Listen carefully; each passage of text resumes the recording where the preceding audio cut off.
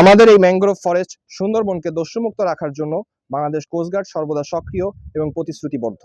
এই সুন্দরবনের দস্যুতা দমনে আমরা নিয়মিত যৌথ অভিযান পরিচালনা করছি। পাশাপাশি গোপন তথ্যের ভিত্তিতে বিশেষ অভিযান পরিচালনা করা হচ্ছে।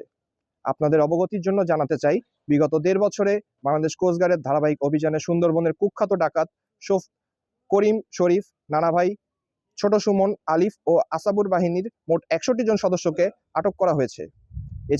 এছাড়াও পরিচালিত অন্যান্য অভিযানগুলোতে ৮০টি বিভিন্ন ধরনের আগ্নেয়াস্ত্র, ৫৯৯ রাউন্ড তাজা গোলা, ৩০৮ রাউন্ড ফাঁকা গোলা, ১৯৫০ রাউন্ড এয়ারগানের গুলি জব্দ করা হয়েছে এবং দস্যুদের কবল থেকে ৭৮ জন জেলে ও ৩ জন পর্যটককে উদ্ধার করা সম্ভব হয়েছে। সুন্দরবনকে সম্পূর্ণরূপে দস্যুমুক্ত করতে বাংলাদেশ কোস্টগার্ড এর নেতৃত্বে ভবিষ্যতে এই ধরনের যৌথ অভিযান অব্যাহত রাখবে। আমরা স্থানীয় জনসাধারণ এই সুন্দরবনের সাথে সম্পৃক্ত নির্ভরশীল ব্যক্তিবর্গের সঙ্গে নিয়মিত যোগাযোগ রক্ষা করে চলেছি এবং তাদের নিরাপত্তা নিশ্চিত করতে সার্বক্ষণিক টহল কার্যক্রম জোরদার করেছি। সুন্দরবনের ভেতরে ও আশেপাশের নদ নদী খালে কোস্টগার্ড নজরদারি আরো বাড়ানো হয়েছে। একই সঙ্গে এ সকল ডাকাত বাহিনীর কয়েকটি আস্তানা শনাক্ত করে সেগুলো গুড়িয়ে দেওয়া সম্ভব হয়েছে এবং তা অব্যাহত রয়েছে।